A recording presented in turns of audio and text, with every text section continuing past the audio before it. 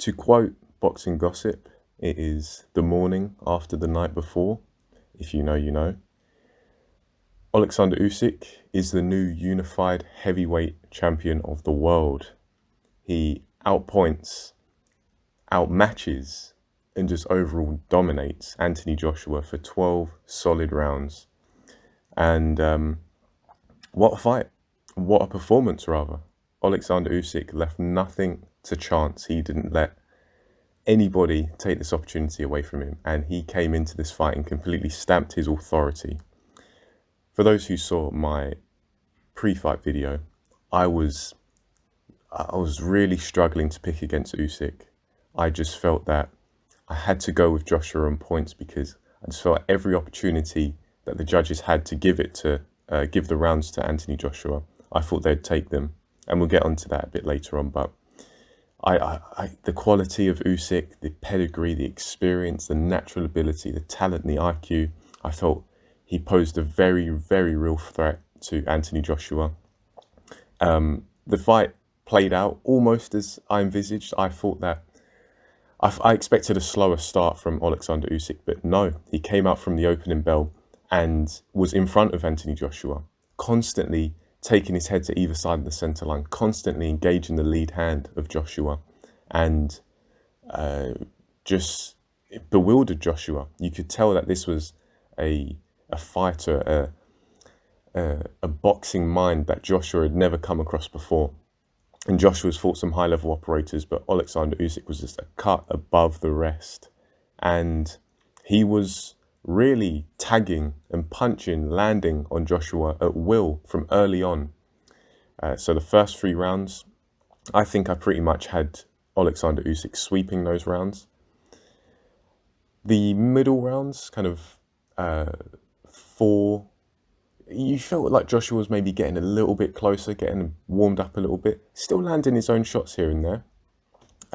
But Joshua, it was like single shots. He just couldn't string anything together, whereas Oleksandr Usyk, he had ways of countering the lead hand of Joshua. He was able to engage the guard of Joshua, go to the body, go up to the head. Oleksandr Usyk was just in full control, using a lot of energy early on, but the world-class conditioning of this man, and not just physically but mentally, to carry on going, really paid off and really showed itself in this fight. His activity level took a little bit of a dip, and Joshua was maybe closing the gap some, but Oleksandr Usyk is very experienced, fighting at a fast pace across a 12-round fight. We've seen that against Maris Bradis, we've seen that against Derek Chisora, and just to touch on the Chisora fight, Derek Chisora, the old adage says that styles make fights, and this fight proves it. Derek Chisora is a much bigger man in terms of mass than Anthony Joshua, applies a lot of pressure, kind of throws caution to the wind, and really just attempts to rough you up. And that style is always going to trouble someone like Oleksandr Usyk more, whereas Joshua doesn't have that style. And by default, he gives Oleksandr Usyk more time, more space, and thus more opportunities, as Oleksandr Usyk doesn't have to necessarily think on his feet as much as he was against Derek Chisora. So we saw some very high quality work from Oleksandr Usyk, really just picking Anthony Joshua apart. And he almost closed the show as well. Just to fast forward to the 12th and final round, Joshua looked reminiscent of the Klitschko fight, where he was leaning on the ropes were holding him up, and Oleksandr Usyk looked like he could get him out of there in the closing seconds. And it's really a wonder that the referee didn't give it a count. Maybe he just saw fit to let Joshua ride out the final seconds of the match. And I've been able to sleep on it, but what a performance from Oleksandr Usyk. What a performance. This really is, not that there was any doubt before, because Oleksandr Usyk is a once-in-a-lifetime athlete and a once-in-a-lifetime fighter. But he's gone above and beyond now and really solidified himself as a phenomenal athlete, someone who really will go down in boxing history as one of the top tier. And just to touch on the judges, personally, in my unofficial scorecard, of course, I'm not a qualified judge, but just based on what I saw, I only gave Joshua a maximum of 3 rounds. So that's me being generous, 3 rounds. Everything else, Oleksandr Usyk without question. And to be honest, one of those 3 rounds, I had it more of an even round, a 10-10. So it could even be 2 rounds to Joshua and the rest to Oleksandr Usyk. That's how dominant Usyk was. But Howard Foster, this man is either blind, incompetent as a judge, completely stupid, or all of the above, because he scored this fight 115-113 to Oleksandr Usyk. A 2-point margin. Get out of here. What utter scumbaggery that is.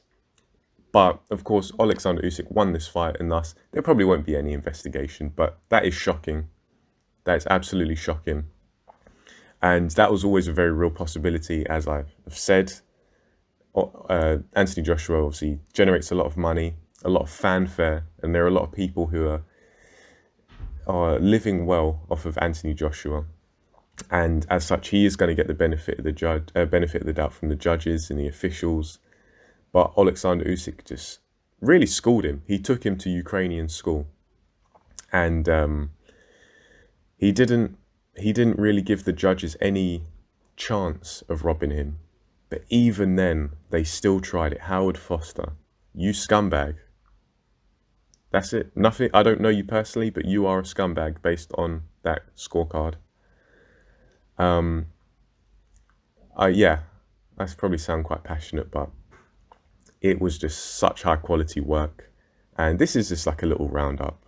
Once I get my hands on the fight, I'll see if I can do a study and we can pick things apart, because I feel like my keys to victory for Oleksandr Usyk, that the things I said he had to follow in order to be successful, he did. He followed them to a T, and he got started a lot earlier than I expected, and he was able to just get an absolute stranglehold on the fight and see it through to the end. So Oleksandr Usyk, the only way is up. The only way is up. I jumped on a live stream with Hatman and G-Man yesterday, so thank you to Hatman for staying up and having me on, and it's such fun to talk about boxing with these guys.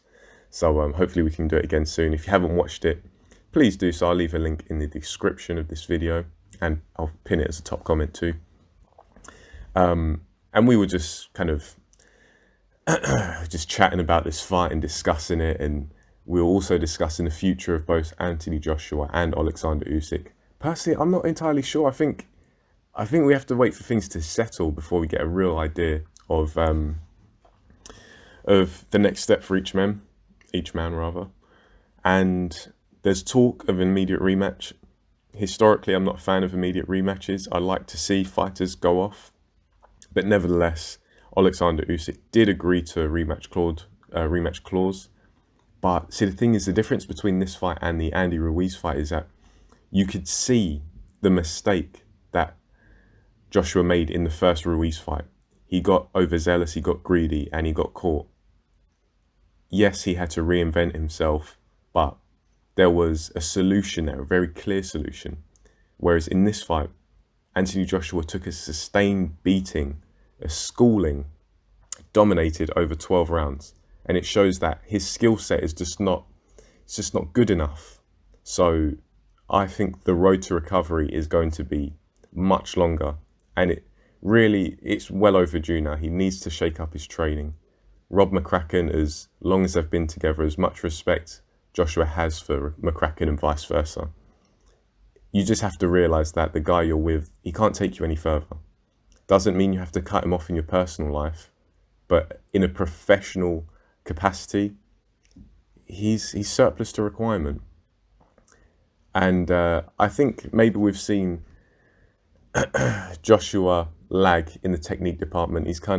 I was really impressed with his development technically and tactically following the Ruiz loss. But as I said in the live stream with the guys yesterday, he never suffered a crisis. He never experienced a crisis in the Andy Ruiz rematch or the Pulev fight. Whereas that was a crisis last night because he was in against someone who was landing on him at will, and he reverted back to type, and all the new technique he learned, it went out the window because he hadn't tempered it, he hadn't made it part of himself, as part of his DNA. So that's just my take on this fight. As I say, once I get my hands on the copy, we can break it down and see what we can find. But let me know what you think in the comment section below. If you can like, share, comment, subscribe in this video. Thanks for watching, and I'll catch you on the next one.